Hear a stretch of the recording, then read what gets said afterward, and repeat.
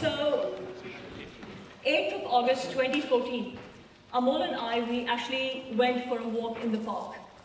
And what I really want to talk about, some of the learnings and some of the affirmations that we got from that walk.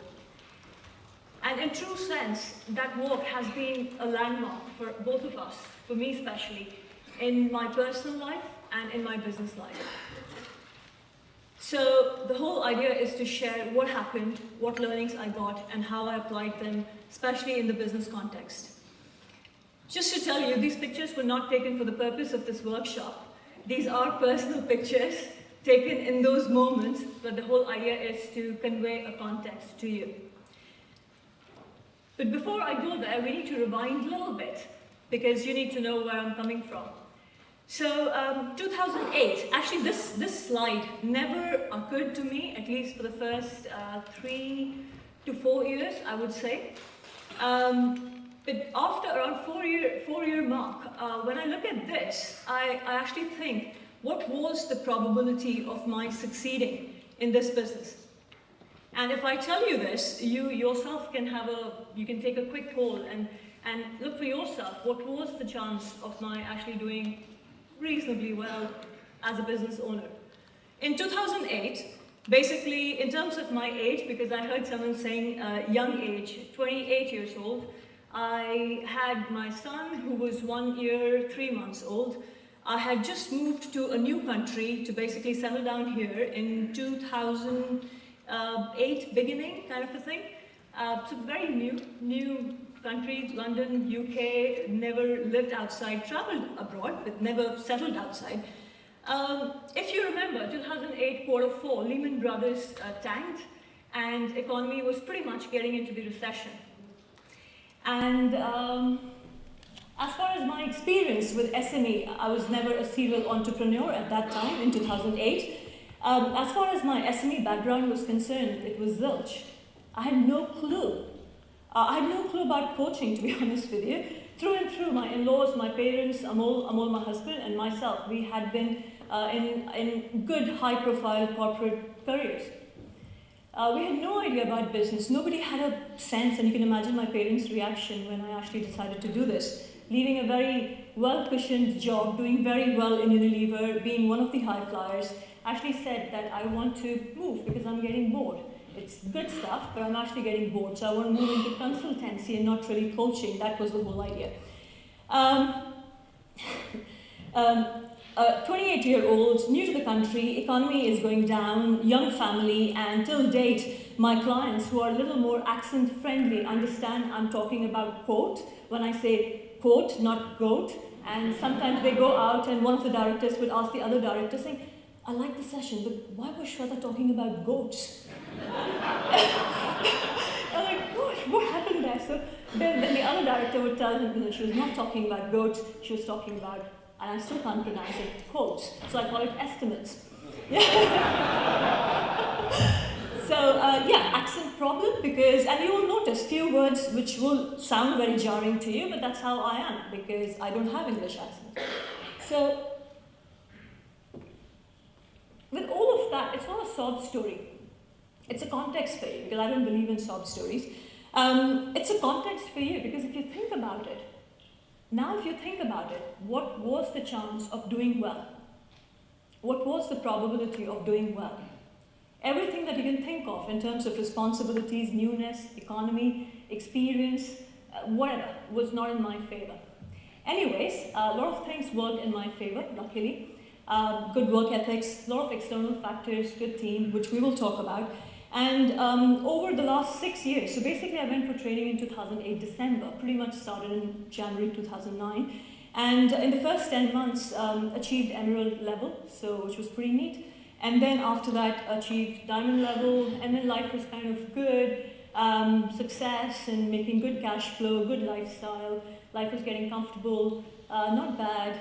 So there was a plateau of success, and it was getting a little boring.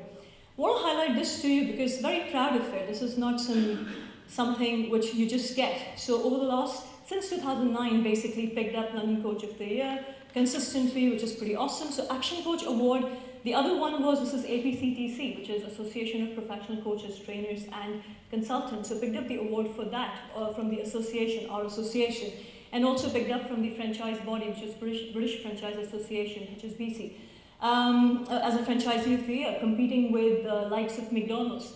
So there was a special judges award for that. So what I'm trying to convey to you is life was looking good.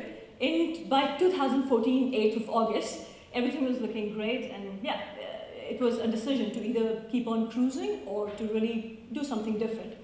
Anyways, as we all do when you're seeking thrills, you seek thrills everywhere.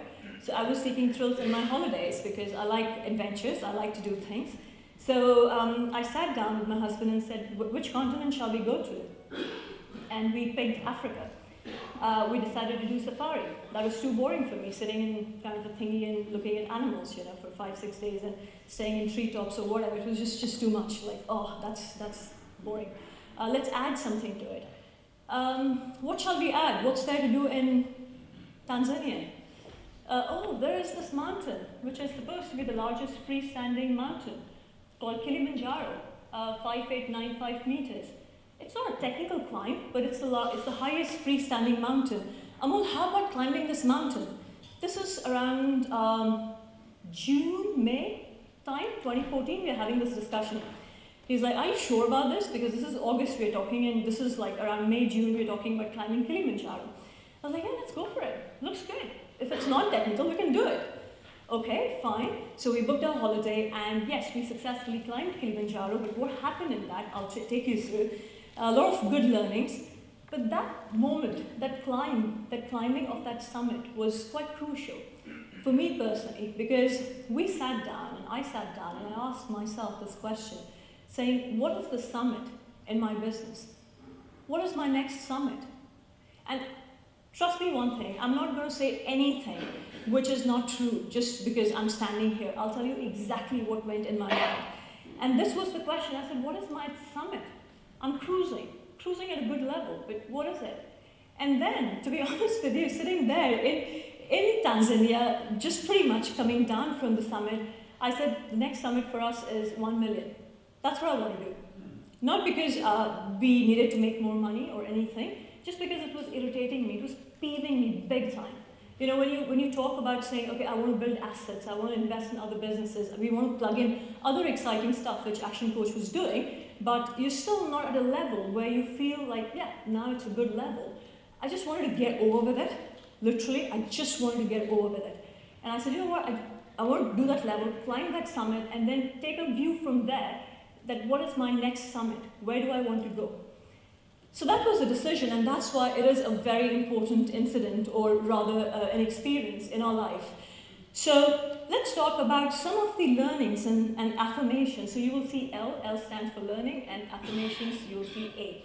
So not that I learned everything new, but a lot of new things and a lot of old things. First affirmation that I got when we did our climb is that always start before you're ready. And that's me. That's truly me. I start before I'm ready. And I still remember 2008 December when I went for training. I didn't wait to come back and read all the books and understand all the systems and wiki and be perfect and have my complete marketing plan sorted, and then I will go out there because I'm ready to coach. No, let's just get on with it. Just start. We can always learn in the whole process. So depending on where you are in your business, at what level, because we all have the next level. Each one of us, we have got the next level. And I know each one of us, we know what's the next thing for us. But some of us are waiting, and some of us are already on their way. You need to just start. What I believe in is do, observe, correct. Simple doc. Do, observe, correct. Don't just sit there and observe and have perfect scenario. Perfection is an enemy of good. Perfection is an enemy of good. I'm not here to be perfect. And I'm not here to coach you today, for sure. I don't need your permission for that, for sure, because I believe that I don't need permission to coach anyone, but I won't coach you. But at the same time, if you're spending time with me for the next 30 minutes, I would strongly recommend, write down for yourself reflect on your business right now, saying, what is it that I need to get started? I just need to get started. What is it? Just take 30 seconds. I just want to give you time to reflect, saying, is there something that you need to get started? If there's nothing, it's okay, just wait for 30 seconds. What is it that you know you just need to crack on with? You can do it, observe, and then correct.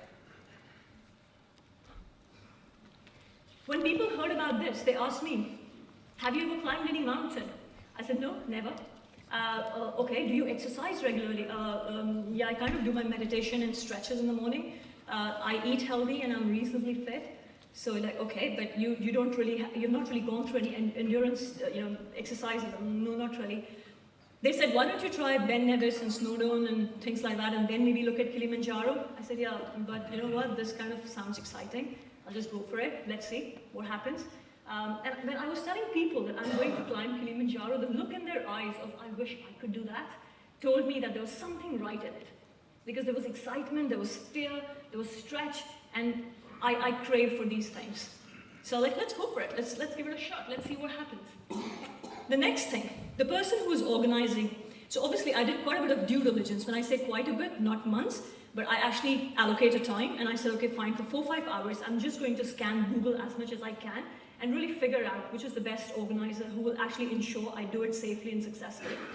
So, did the research, and when the person was questioning me and figuring out if I'm ready for it, he was actually a little nervous, to be honest with you. And anyways, he said, yeah, it's okay, Shweta, team will be there, they'll support you. I said, brilliant. Which route are you planning to take? Because there are multiple routes. Anybody who's climbed Kilimanjaro? I know there are a few of you. Brilliant, so hopefully you will have some memory refreshing. There are multiple routes. So he said you should take something called Coca-Cola route because it's easy and touristy route. I said, no, not really, which is the tricky one. He said, it's Machame route. I said, brilliant, I'll go with that. Let's go with Machame route. He was like, are you sure, Shweta? I said, I'm very sure about it. In my gear on the first day, when I was going through what he was keeping, I realized there was an oxygen cylinder. So I asked, being also high C along with high D, I asked my guide, saying, what's the purpose of that? He said, how does it work? Tell me. So he said, look, Shweta, if at any time during the climb I have to use that, your climb is done. It's finished. You have to come down, as simple as that. What I told him was, I said, guide, you know how it works. Keep it in my bag. I don't want to know about it. I know it's there, but let's focus on the climb. And that's pretty much me again. What I'm really saying is, I'm very okay to fail. In fact, I love to fail fast. I love to fail fast, seriously. I'm very willing to fail, but with that willingness also comes a very sharp focus on achieving my goal. And there's a distinction you need to make in what I'm saying right now. I'm okay to fail, and I've failed multiple times in what I've done. I'll take you through some numbers, and you will see that. But I focus myself on winning. That's it. Does that make sense? Yeah?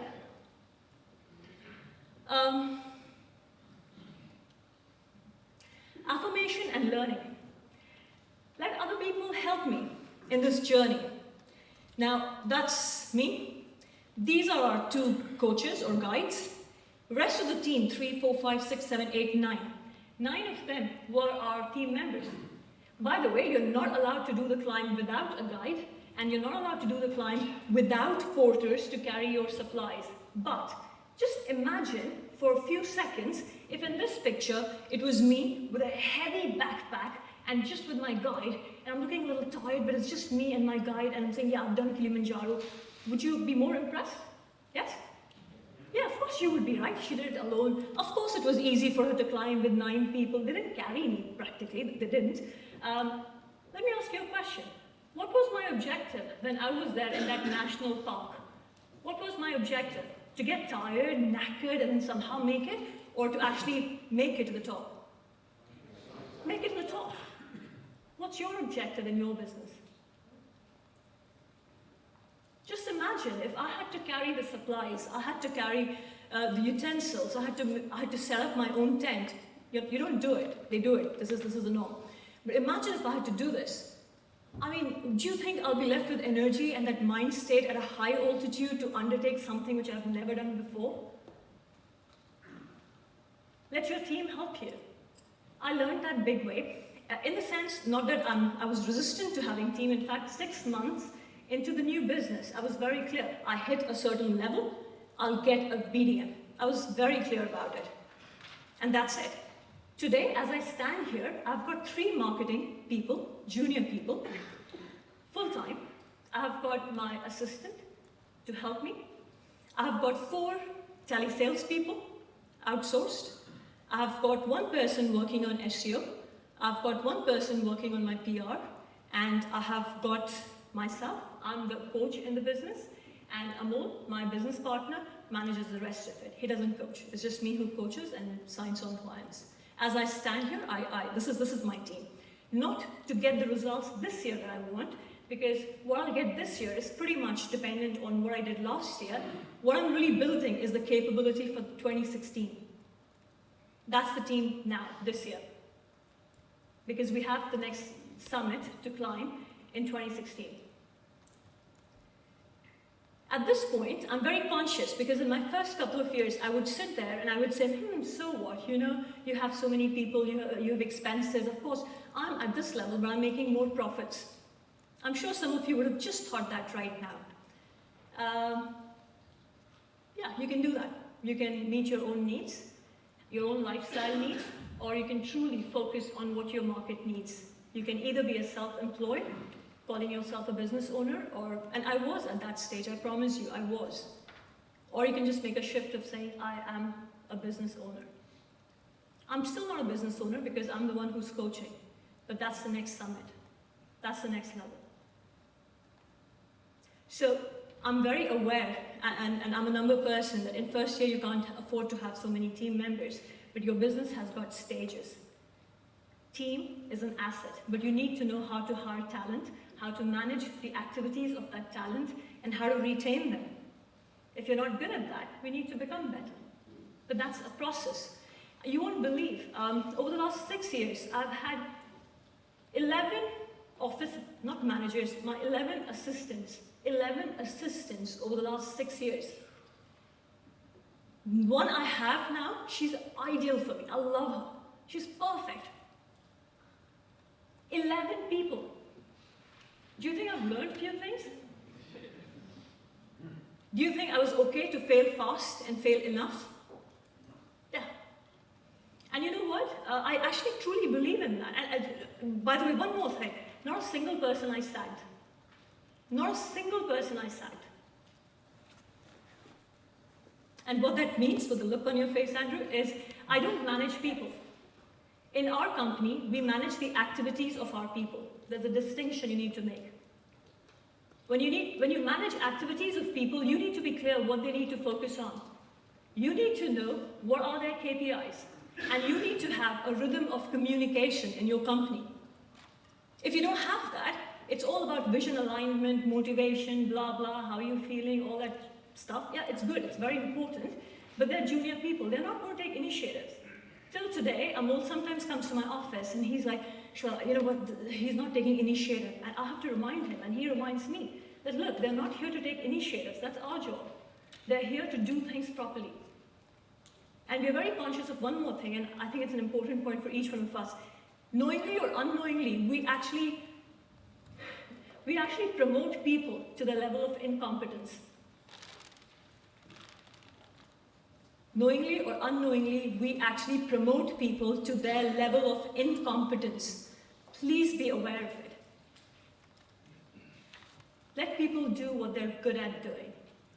Don't expect too much, step by step. Which comes to pole pole. You know what that means, right? Pole pole? Yeah, pole pole. So pole pole is a very common term when you're climbing Kilimanjaro in Tanzania. It actually means slow, slow and steady, slow, go slow. More than slow, for me what's important is steady. Steady, okay? This slide didn't strike me, seriously, this climb didn't strike me by the time I finished it. When I actually looked at what we had achieved, I was amazed, and I'll tell you why. Think about it like this, just pay attention to this, okay? This is a high C kind of a slide.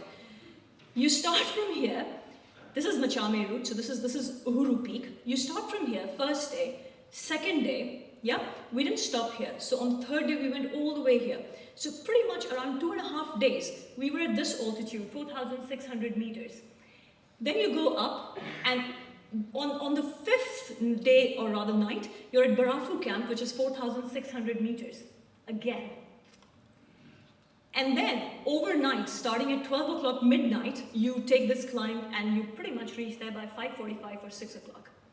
The question is, when I looked at this, I was saying, what was I doing from this time to this time? Think about it. What's that? I was building capability. I was getting adjusted to the altitude. That's the route. They take you up, they take you down. They take you up, then they take you up slightly. We were building our capability for 2.5 days. If you think about it, we could have pretty much climbed from here to there. What does that mean in business context? Build your capability. Confidence comes from capability. And I believe in that. Yeah, you can fake it, and yes, eventually you'll make it, but become capable. Don't take too long. In the process, you will become capable because you're constantly moving in that direction. But build capability, whether it's your activity, whether it's your systems, whether it's you yourself, your mindset. That's what we were doing. We were building our capability. And then we were ready. So in August, just to give you a quick understanding, in August when we were discussing, saying what is our summit in the business, we were not sitting here. We were here. Because from April till August 2014, I told my team, saying, guys, I'm not going to have a single diag coming through outbound sales. Because in our company, we wanted to build inbound marketing machine. So I just told them, I'm not going to do any telesales related diags. I'm not going to sit down a single one to build that pressure on the team. What we built in that period in terms of our inbound marketing machine, I know some of you experienced it or have experienced it. While I was sitting here, I was noticing my blog has gone out. My team has booked 2 speaking engagements today. And it's not a show-off, I'm just telling you, people are working in the background. They are getting you in front of the people you need to be in front of. From April till August, I just signed 3 clients. My conversion, by the way, is 83%, and it's getting better. So it's if I sit in front of people, I will convert them. 3 clients I signed. You think there was perturbation? There was nervousness? Yeah, a little bit. I was like, what am I doing? What's happening? But, and yeah, that's what we decided to do. We were building capability without knowing we will be actually going up. Big learning, big learning. This is all ascent, not descent. Climb is not always about going up. In our business, when we are moving up, when we are hitting our targets, your target that you want to hit, it's not always about going up. Sometimes you will have to step back and reflect, correct, observe, then move forward. Is it frustrating to know I'm coming down when I have to go that height? Yes, it is, but I was trusting my guide, I was trusting my coach because he knew what he was doing. And he was not there just to ask what do you want to do and, how will you go about it? No, he knew what he was doing. He handheld us. He took us on the right path. He cracked jokes, he gave us energy boosts, everything, but he was there and therefore we just trusted. But it's so true, in the business sometimes we have to step back to move forward, which is what we did from April to August. We stepped back. But now what we have, I can take that machine and I can put in any business, I know that.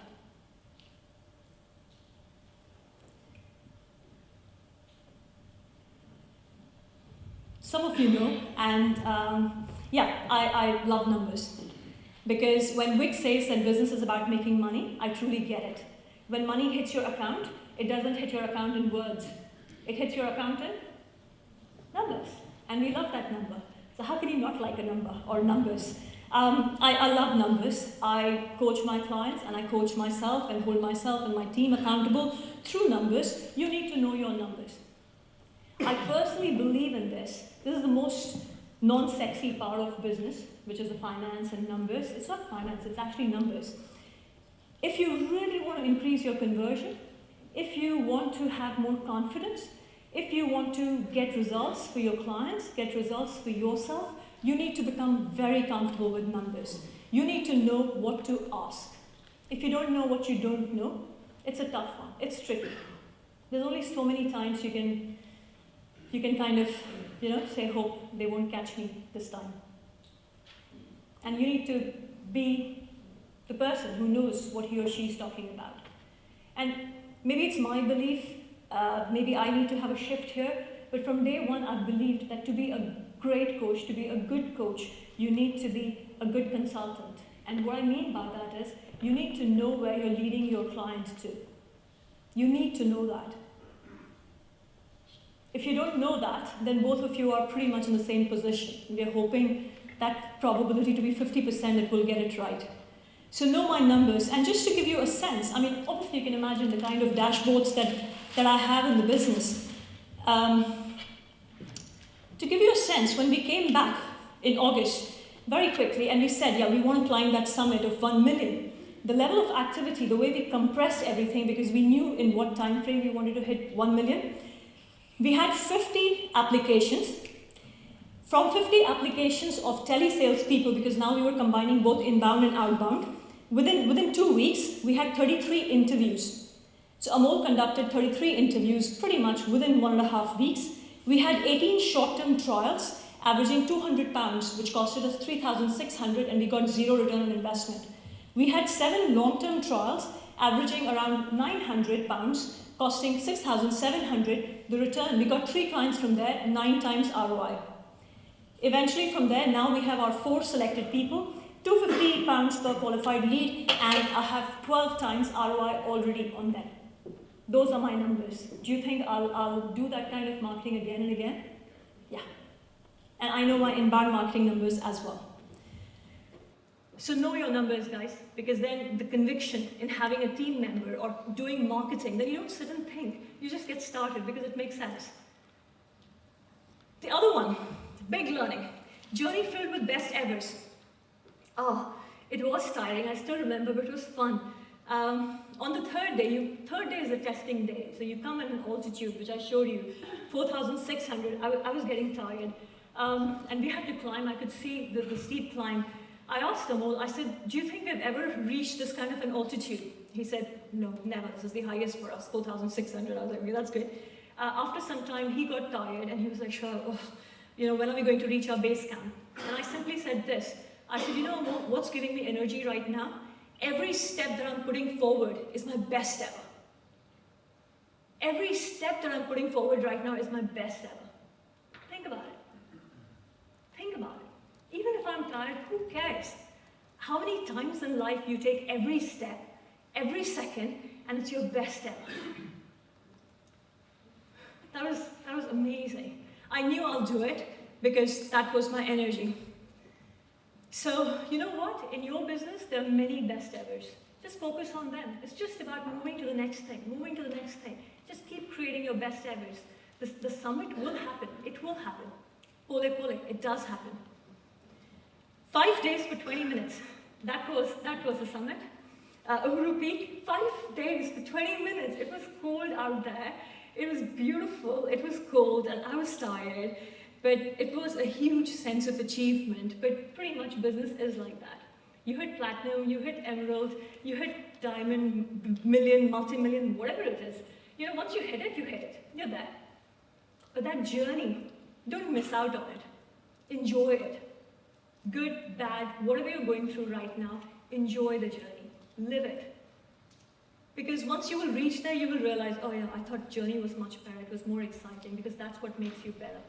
That's what actually gives you the experience. So, and I also wanted to share this. This is when I was coming down after 20 minutes. Same day, 12 o'clock midnight, and you pretty much finish the whole day by 7 o'clock. You reach the base camp. So continuously walking with some lunch breaks. When I was coming down, I observed myself. I had forgotten about the summit. 5 minutes down, I had forgotten about the summit. This is volcanic ash. And it was tough, it's painful on knees, and a lot of people kind of have accidents at this point because they're tired, they've done it, now they're casual, they're running, they're jumping, all that stuff is happening. you have to be really careful because you're getting ready for the next bit.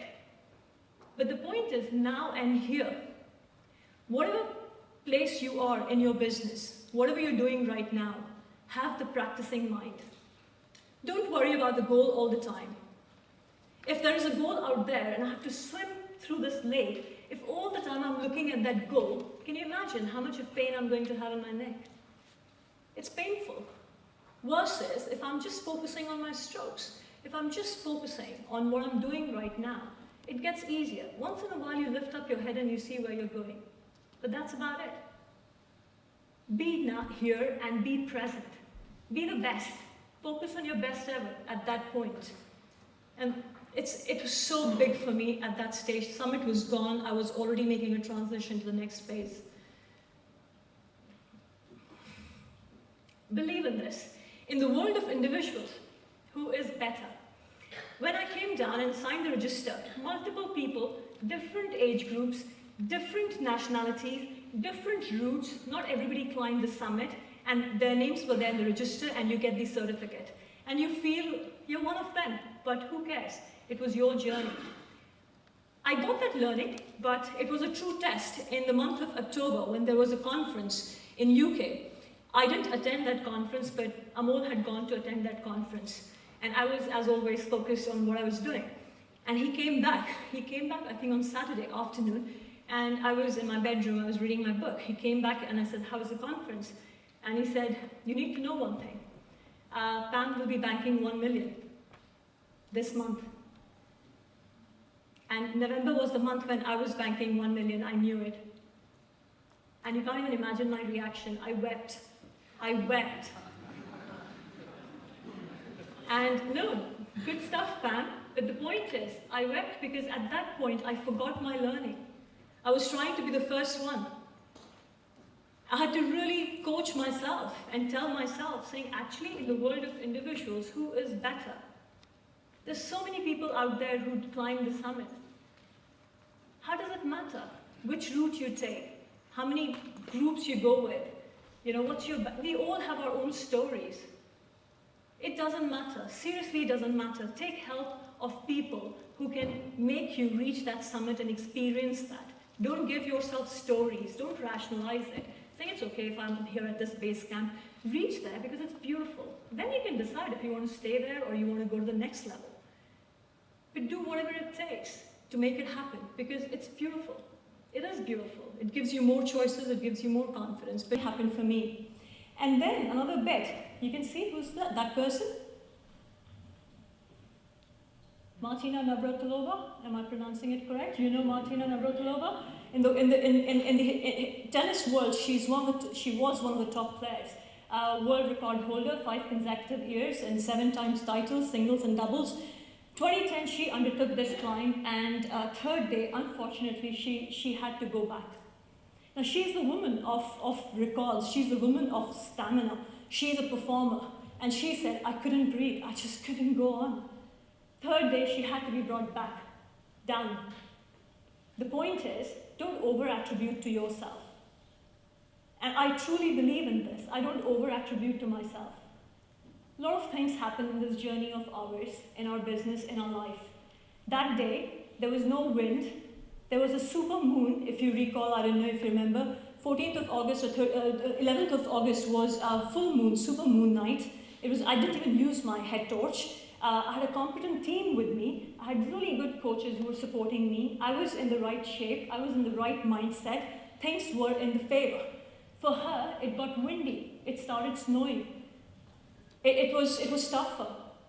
She was not in the best of her health at that time. So don't over-attribute. What I really mean by that is if the goals are not being hit, sit back, observe, and correct it. Don't be too harsh on yourself. Be intolerant, but don't be harsh because we need to be in the right mind state. And if you do it, if you achieve it, then please have a huge sense of gratitude because it's not just you. There are a lot of things that work in the favor, a lot of things. And look, there are 2 lines we all have in our life. One line is, the other one is ought. 3 mistakes we all have made. The first, sitting in this conference, we all have our current realities. Sitting in this conference, we determine what is our ought, or we get more focused on that ought. The mistake which some of the people make is that as soon as you define this line, what that means is, this is not good. Is that correct? Yeah? There's a problem.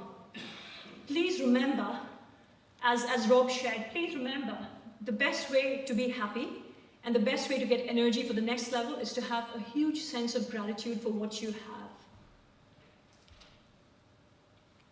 Be clear that you're happy with what you have. You have that gratitude because a lot of things are working in your favor. You're sitting in one of the best hotels in Portugal. You are there with one of the best organizations. You're getting to learn all these things. Your business is good, your family, your loved ones, all that stuff. You're getting to be better in this business. I'm sure a lot of other blessings. That's the first thing.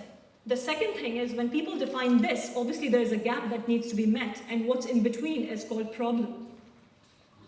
Now, most of the people, and I would say the way they define the problem is flawed. And when they define the problem in a wrong way, they're looking for some intervention to happen and for that problem to be solved. But the point is, if the problem is defined wrongly, and when they define the problem in a wrong way, they're looking for some intervention to happen and for that problem to be solved. But the point is, if the problem is defined wrongly, you don't get a solution. When you don't get a solution, you get disheartened. You actually say, oh, it's okay, I'll shift my goalpost, it's fine, it's not working. We start giving all kinds of head trash to ourselves.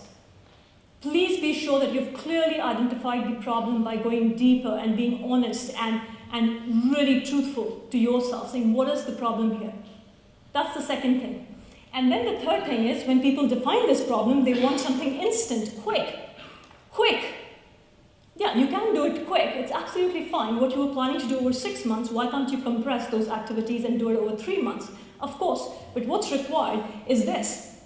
Consistency, steadiness, not knee-jerk reactions of let's just do this and then let's do this. It's about steadiness, step by step. Doing ordinary things consistently is what gets extraordinary results. There's no secret.